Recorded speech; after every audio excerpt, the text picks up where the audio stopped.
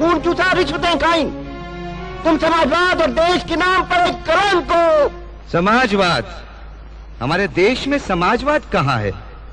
हमारे देश में तो अवसरवाद है, जात पातवाद है, कुर्सीवाद है। अरे समाजवाद तो तब आएगा जब आप अपने वोट की ताकत महसूस करेंगे। ये जो वोट है ना, ये कागज का टुकड़ा नहीं है कि डब्बे में डाला और चल दिए। ये वोट तुम्हारे परिवार, तुम्हारे देश, उसकी उन्नति की पर्ची है। ये तो दो धारी तलवार है जो दोनों तरफ से काटती है। ठीक जगह पड़े तो देश खुशहाल, और गलत जगह पड़े तो देश का सत्यानाश।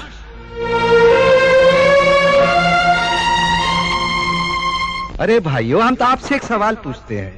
जब आप अपनी बहन या बिटिया की शादी तय करते हैं तो पहले अच्छा लड़का ढूंढते हैं, अच्छा खानदान देखते हैं, उसके गुण और अवगुण देखते हैं, तब जाकर कन्या की शादी करते हैं।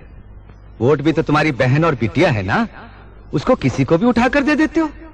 अरे भाई, ये वोट तो भरोसेमंद और ईमानदार को देना चाहिए। मगर आप लोग क्या करते हैं?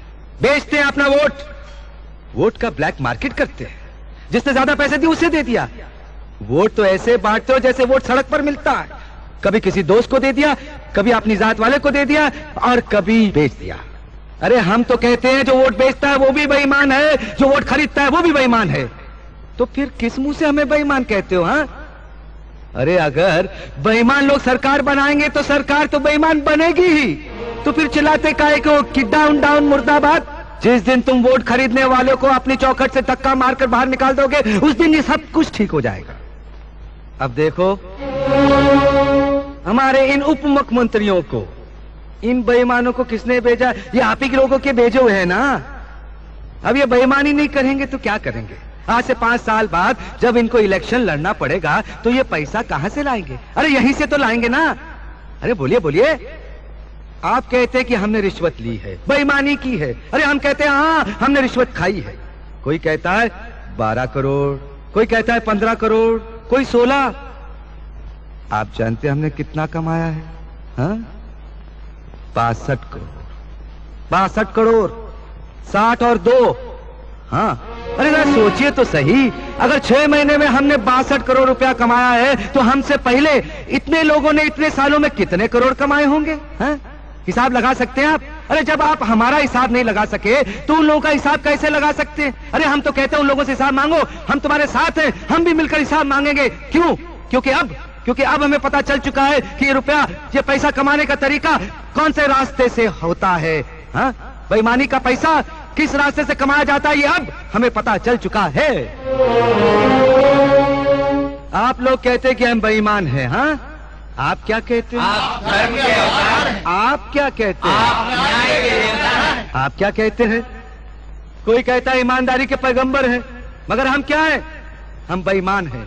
हम भी जानते हैं, आप भी जानते हैं, लेकिन ये नहीं बोलेंगे। सुन लिया आप लोगों ने? क्योंकि हम इनका कच्चा चिट्ठा जानते हैं ना, इनका बांडा फोड़ सकते हैं। इसलिए तो हम इन बेईमानों के मुखिया बन गए। पर हमारी बेईमानी की कमाई गई कहां? क्या हम निकल गए? अरे हराम का पैसा कि उन ईमानदार लोगों की जय जयकार करो, उन्हीं को वोट दो, उन्हीं की सरकार बनाओ और लोकतंत्र के हाथ मजबूत करो। पर वो ईमानदार लोग भीख का प्याला लेकर वोट मांगने के लिए तुम्हारे दरवाजे पर नहीं आएंगे। अरे तुम्हें जाना पड़ेगा उनके दरवाजे पर अपना वोट लेकर, और उनसे विनती करनी पड़ेगी कि हमारा वोट स्वीकार करो। वो देखिए, आपके सामने बाल मुकुंद त्रिपाठी खड़े हैं। आदि जवानी कल्याण है। आप लोगों में यही तो खराबी है। कोई बड़ी बड़ी बातें करे, मीठी मीठी अच्छी अच्छी बातें करे, आप धनाधन तालियां बजाना शुरू कर देते हैं, सुनकर खुश हो जाते हैं। ये ताली बजाना बंद करो, ये ताली बजाने का वक्त नहीं है। अरे आपके इस सीधेपन का तो लोग फायदा उठाते हैं। पहले हमसे पूछो, ए राम अवतार, वो 62 करोड़ रुपया कहां है? वो 62 करोड़ हम बैंक में रखा है, और ये रही उस बैंक के लॉकरों की चाबियां। 62 करोड़ बैंक में है। अब कहो कि हम बेईमान हैं, रिश्वतखोर हैं, धोखेबाज हैं, बोलो। अगर लोगों को कुर्सी पर बिठाने का हक आप लोगों के पास है तो उनको कुर्सी से घसीट कर नीचे फेंकने का हक भी, ताकत भी आप लोगों के पास होनी चाहिए।